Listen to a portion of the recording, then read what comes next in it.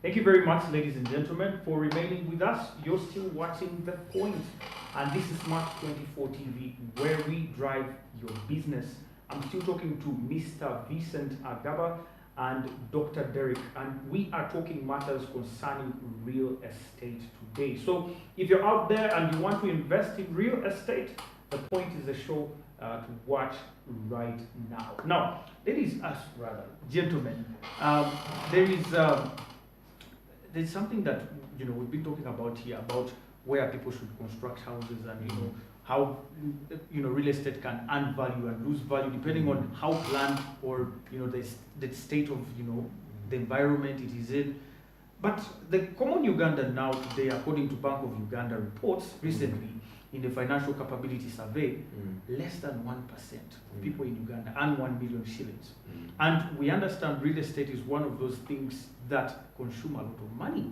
And even I'm very sure people watching right now are saying, okay, yes, now we've talked about Kololo, we've talked about all those people. How about us? How about us who earn 300,000 a month? Yes, good enough you even broke the ground and said, you know what, real estate is not really about getting a house or land. But even when you're renting, that is real estate. So how can we incorporate people who are earning low income, people who are facing inflation? Right now, prices of goods are high. Fuel prices have come down a little bit, but nothing else, right? So how can we, kind of merge affordability with physical planning and see that people can still afford decent houses with, the little amount of money they get? I'll start with you, Mr. Vincent. So thank you very much. First of all, for me, I think affordability is also a concept of mind. I would like to give you an example.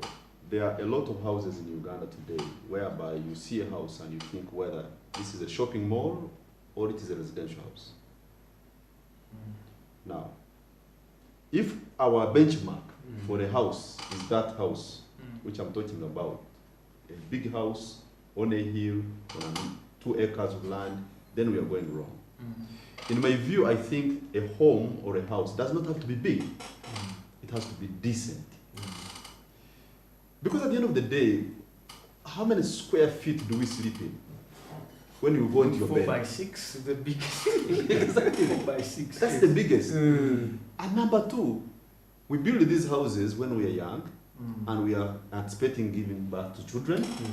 And sooner or later, 18 years down on the road, children leave us.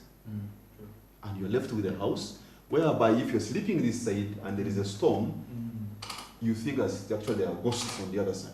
Those who believe in ghosts. So the house itself becomes a burden. So if that's a benchmark for a house we are talking about, then we need to revise ourselves. So for me, affordability means, can we have a house that has the basic infrastructure? Water flowing, electricity, walls around you, and a decent space whereby you can have dinner, where you can cook, where you can go to for washroom, and where you can sleep. This should not actually be more than 200 square meters for a good standalone good house. Now, when we go to apartments, these are just a few square meters we need. I think what we have gotten into our sector is the issue of, I would say, copy and paste. We see it on TV houses in the different countries or different, we bring those models here. That is one issue whereby we are not building to just for user, but we're building for what people will see. The other one which I would like to talk about, Doctor, you will allow me, is that because of physical planning and other related issues, I think all the wall fences in this country that are around our houses can construct equally the houses that are existing. Yes. Now, affordability now is being influenced by security. Because when you start thinking of building a house, you're also thinking of a wall fence. Yes. Now, if we removed that cost of the wall fence, I don't think the house would be as expensive. The other thing which we are also thinking about is also lack of physical planning. We are building steep on the hills. The excavation cost. Before we want the view, the view of the city. Yeah, we want the view, but now the cost. Yes. But physical planners would have told us and said, for the population to live well, let us leave those coast areas and settle in these levels that allow us to build. But also technically, you can build using the leaf without actually grading the whole part. Yes. Now, that issue is also very rare. Then the other one, I would tell you, is the issue of services, utilities, for the developers now who are commercial. You build the houses, the apartments, you bring the power on site, you bring the water on site, you bring the road on site. That cost automatically goes into the final product of the house. So the public-private partnership issue here needs to be done, because housing is partly a social service, in my view. So we cannot leave it to private sector alone. Yes. Last but not least, we need to encourage institutional housing development, apart from individual buildings. Because that also affects the other things. Imagine if one physical planner in a district or two, I think the doctor will also add on this one when we went around the country. How do you manage thousands of people building at the same time in different places, in different times of the day? But if there were 100 companies that are licensed to build housing for Uganda, and they are guaranteed that when they build those houses for Uganda, the Ugandans are going to be encouraged to buy those houses. Now, these companies would also look for small margins, knowing that this margin is times 1 million people. I will still make money. But now, because everyone builds for themselves, and other companies are in between, the developer is not actually there for building houses for people, because he's not an NGO, he's not also government.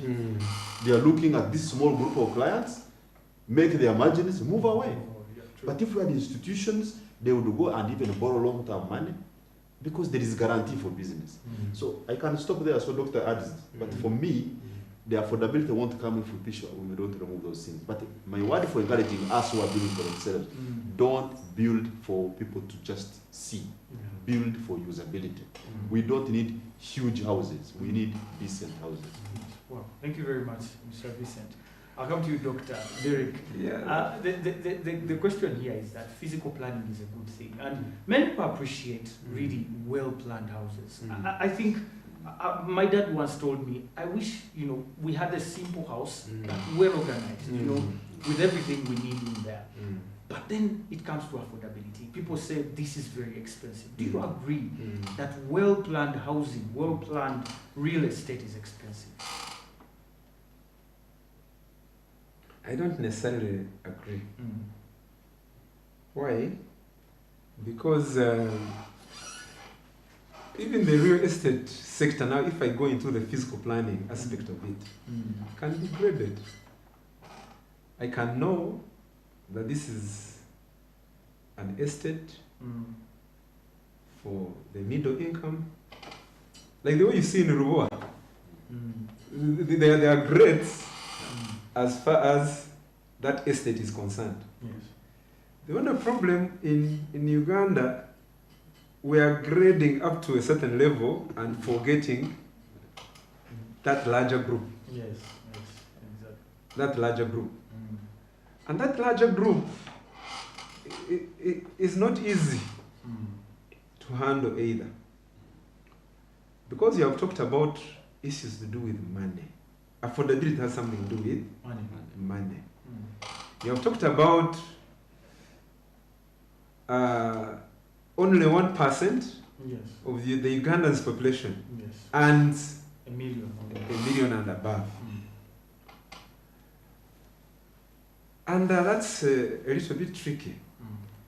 Therefore, that should push us into government thinking about what one would call social housing or social-oriented real estate. And that can take up two perspectives. Where one, government comes out strongly to buy land or to make sure that land is available for a certain category of people who cannot afford, but not for free at the same time. The other aspect would be organizing these people. For example, we are talking about circles. It's a very popular word these days. Yes. But there could be circles for housing. housing cooperatives, building brigades. I know some NGOs in this country which have been working so hard, sensitizing people about that. That you can acquire a house through a group, where you find it hard to acquire a house as an individual. And I think this housing cooperative arise in Uganda trying to support that process. And I think that's very, very important in a scenario where you have 99% of the population not being able to raise 1 million shillings. But that does not mean that they cannot afford. You know, these areas are tricky. Yeah. There is a lady somewhere on Kampala Road selling G-nuts, but she has bought a plot. That's And she has started building a house using cement, not using mud and what? And water. Yeah. So how do we organize such a ladies, such a gentleman into housing cooperatives to acquire land and over time put up an estate? Another thing I want to talk about, I recently had a meeting at home in my family. And we wanted our brother, who is a banker, to talk to us as a family. And he taught us some things regarding money, which is a problem. The first thing he taught us was that you have to look for all means possible to get money. legit. We're in the business, Yes. business TV, you know, so Yes. you must legitimately Look look for money and get it Yes. at whatever level in the land. Number two, he said, which is a problem in this country, was that you must guard the money. The money you have got, guard it. So this lady selling G-nuts on Kampala Road, able to acquire a plot, we don't know where, but able to acquire a plot as of now, guarded her money. Number three, he said, you have to look for tactics of growing the money. So if you cannot grow the money as an individual, then join the circle for your money to grow. And in the process, then you will put yourself in a state where you're able, indeed, to start moving into the real estate industry. Yes, that's how I look at it. So basically, you're saying people should actually get the little they earn, Yes, make sure they safeguard it, they safeguard it, and then make it make it grow. But I can just, do you know that the phones we carry, when you look around us, some of us we are carrying plots of land. Yes. Even among my students. Yes.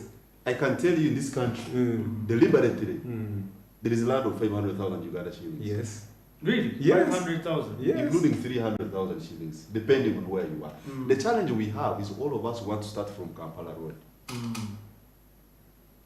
If our mindset is we want to start from Kampala Road or Runtinda or whatever, it's going to take us long. Real estate is an issue, is a business of gumboots.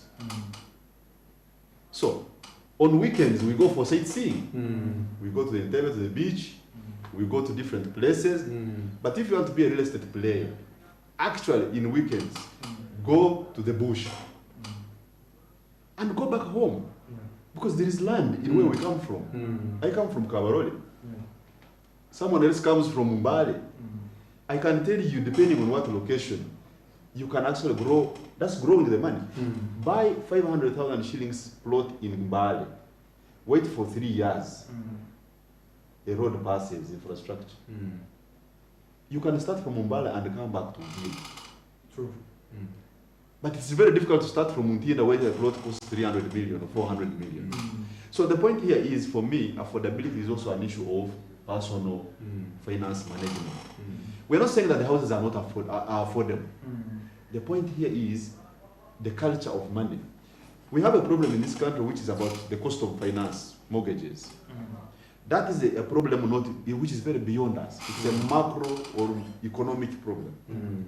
Because being a developing country, our inflation and all these kind of things play a bigger role for banks to be able to borrow abroad and be able to bring long-term financing, because real estate is a long-term financing thing. So what we need to do is mobilize local capital through SACCOs, because you have seen what SACCOs have done in different areas. So if that money was directed into housing, it would work. The other thing which I would like to emphasize is we need to appreciate the impact of our local materials. I can tell you in this country we have good carpenters, and we have good bricklayers, and we have good people who can make actually furniture. There is a challenge of importing, whereby we think a door that is made from Dubai is better than a door that is made from rice. The moment you import that door, the cost goes high. But what do we need? We need a functional apartment. We need a functional house. So how do we utilize our own materials locally to build these houses? If you look at Uganda or compared to the Western countries, we don't need isolation. We don't need heating. We need a wall and a roof. So now, we need to actually be interested in our local material. Now, maybe the last one which I should say is that if government prioritizes the housing, it would automatically switch on the manufacturing sector in many parts. Why I'm saying this, the iron sheets, they are from manufacturing. The tiles are from manufacturing. The electric wiring is from manufacturing. The plumbing, is from manufacturing. The cement is manufacturing. The moment you switch on housing, in a planned what? Manner. Let us not forget the word planned. You switch on all those manufacturing areas and you create employment. So I think for me, it is just a lack of appreciation that housing has a key role to play. One, in safeguarding communicable diseases. Public health is also related to housing, most of it. Safety and security, housing. I can tell you these roads we are talking about, doctor. You drive in, if you meet another car, you have to reverse. Imagine you're going back at home at midnight. And you're going back and forth. Looking for somewhere where there's a gate so that you Yes. So, if we sort housing in a planned manner, I want doctor, because that is expertise, planning, we shall sort very many things. So having said that, I think our cost of construction is also high because of these issues. Navigating unplanned construction environment, we lose a lot of money in that area. I'll come back to you, Doctor. Now, let's first put the real estate aside and talk about urbanization. Recently, Uganda enrolled in new cities, about 15 of them, if I'm not mistaken. And these new cities were meant to urbanize Uganda. You know, we are looking at countries like UAE, that in just 20 years, they have transformed the entire country into a city. Yes, they have few challenges here and there, but they have addressed them. They have trees in Dubai, yet they are living in a desert, and it's an urban center. And the government came up with this policy in order to also promote, people's livelihoods, to promote planning for these cities, and so on. Let's start with the city itself.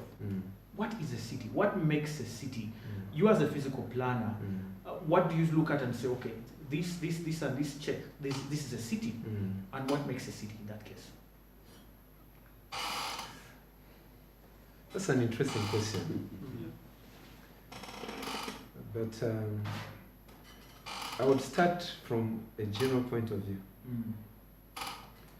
What makes the city is people. So Kampala, si bizimbe. Yes. Okay. Remove the people. Mbarara, si bizimbe. Yes. Guru, I wish I knew Acholi language.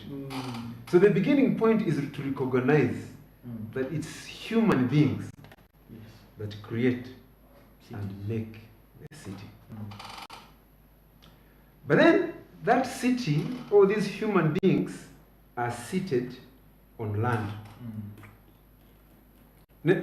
the human beings need certain infrastructure Yes. to be in the city. So there is some infrastructure, buildings, roads, whatever, which must sit on this land. And then the human beings are operating within that infrastructure. So there must be people, there must be land, and that land should be planned. The problem in Uganda and generally in developing countries is that, first of all, a human being is selfish. You are selfish, I'm selfish. So that's Vincent why is we are born like this, Yes. right? You understand? Yes. So if you leave a human being to do what he or she wants, then you will never see order, True. Yeah. Discipline. whether in a rural area or an urban area. So you need a strong hand, and that's the strong hand of the law, to bring orderliness as far as a city or a rural area is concerned. So among those strong hands of law should be a physical planning law.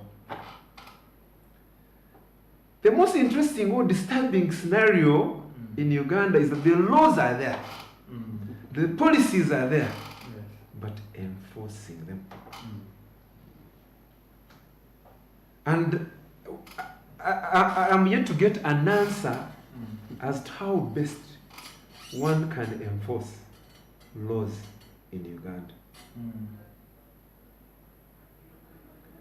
I stay in Kororo. There is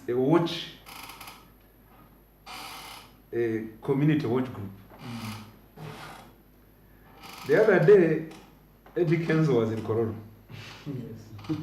And the Kororo community are very good at complaining about noise in their area. They love silence. They love silence. So they always insist noise must be off midnight. But Eddie Kenzo was there past midnight. So in the WhatsApp group, I saw people complaining, but it's past midnight. It's past midnight, how come? Then because I'm close to the airstrip, I was hearing what was going on at the airstrip, the MC and so on. So the MC was saying security, guru guru here. Then I replied in the WhatsApp group and said that, but you see at the airstrip, they are saying security, guru guru. So who is going to stop the noise? So a city, it sits on land. A city must be planned. A city must have particular infrastructure for it to be able to run, properly planned infrastructure. The city must promote business for all categories of people. The city must be well managed, urban governance and management.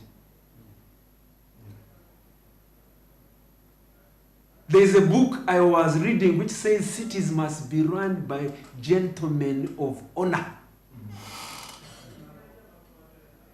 and ladies of what? Honor. So the question is, are those gentlemen and ladies of honor there to run these cities of ours?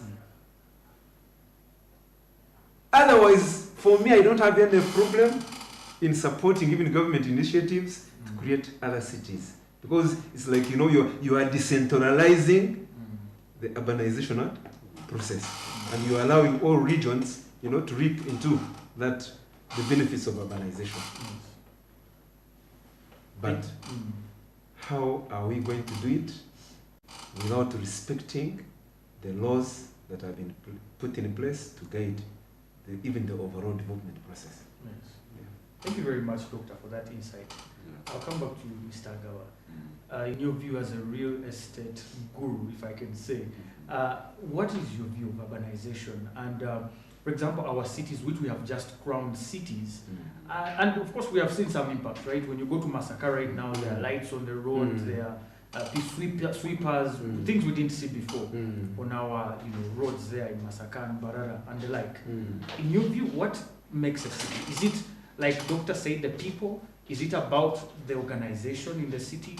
Is it about digging trenches and having a good drainage system? What really makes a city? No, I think Doctor summarized it, but for me I will add that what makes a city is what I had said. But most important, a city must be managed by gentlemen and gentle ladies. People who love order. People who love beauty. People who love safety. People who love serenity, I would call it. That is a city. And you're looking at all the aspects of the city. Transportation. You're looking at housing. You're looking at worship. Places of worship should be there. There should be places of shopping. There should be places of sleep and play. Because human beings, we must do those things to feel alive. We must play. We must worship. We must dance. We must converse. That's why we need hotels to have conversations. We must be in places like this where there are studios to amplify our voices. The question is, what is the sequencing of this human interactivity?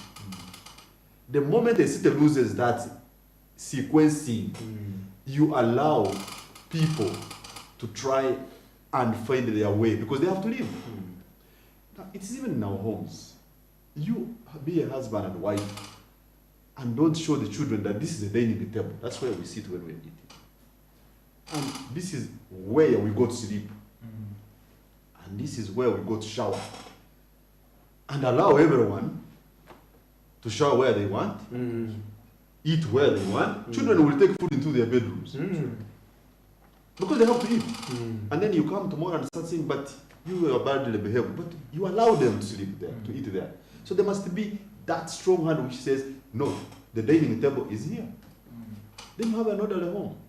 So I think what Doctor says is critical. As we see Mbale, Jinja, Fort Potro, Gulu, if we watch on, human beings are going to survive. And that survival will define how the city is. I can assure you today, because of announcing that this became cities, people are buying plots of land, cutting them into pieces, the way. And tomorrow, the point is we're going to play what we call a chess game.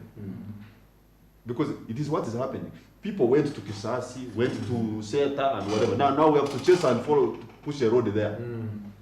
Now you push a road and you find people have built in the road, because that road which was there was organically formed. Yes.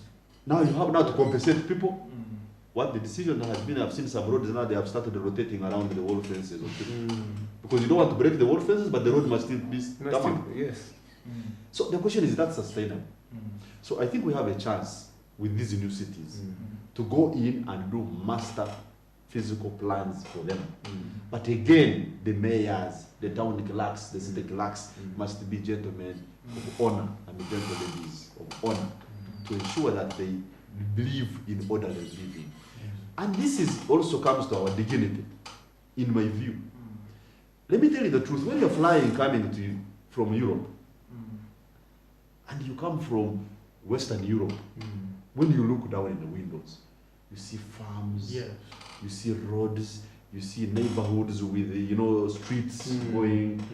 When you slope and you cross the Suez Canal, you start seeing cobwebs. What does that speak to our dignity? I think this is not something to do with you don't see which road goes where. So even our position in the world must be defended by us being seen living orderly. So it's not something to do with just a house or urbanization. It is self-esteem. And we must do that. And if we don't do it, then we must, when the world is discussing, people will be always asking us questions. First, to go and organize your home before you start bringing ideas on the table.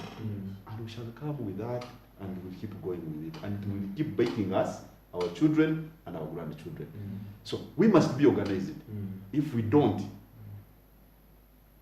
even our position in the rest of the world is going to be compromised. Thank you very much, Mr. Agaro. We're going to take and I believe, maybe briefly, all is not necessarily lost. Because, for example, recently the president signed a bill which is now a law that recognizes that there are certain people in Uganda who have the authority to undertake physical planning, and those people only. So me as a landlord, I no longer have the authority to just subdivide the land into plots the way I want, of roads of 4 meters. No. So that law, people out there need to know that no one is free anymore to do whatever he wants, as far as even subdividing the land into, for example, plots, if I leave it at that, is concerned. Before I came into the studio, I got a message indicating that Cabinet has passed the National Physical Planning, the National Physical Development Plan. That's a plan for the whole country as far as what we would want to see the future of the country from the physical development is concerned. And that's important. But then it takes us back to where we were, that enforcing these things. The doctors have a law, but are they quack doctors? Yes, they are quack doctors.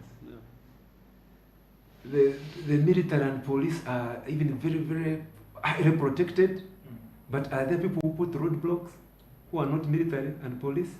Yes. So how, as a country, how do we get out of that quagmire? In all sectors anyway. All sectors of ensuring that there is order. We are talking about cities. How do we ensure that there is business, trade order? I paid my license, but somebody is selling in front of my shop. The walkway is the market. The walkway is the market.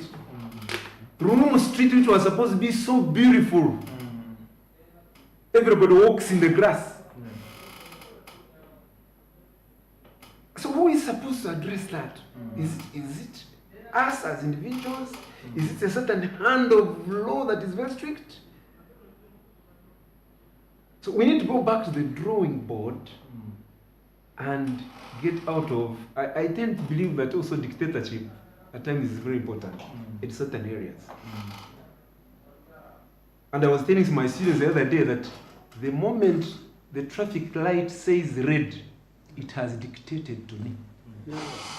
I was on a hurry, but the dictator is the traffic light. So you shouldn't look at the word dictatorship from, we had no. The dictatorship is the law, and we enforce it the way it is. Thank you very much, Doctor. We're going to take a quick breather, ladies and gentlemen. We're still talking real estate and urbanization and the policies that can help us improve this sector. When we return, we want to talk about some of the things that can address these challenges, especially by both the central and local governments, and what we as individuals can do to contribute to decent urbanization, decent housing, so that we have a better planned country and better planned cities. We'll be right back. Stay with us.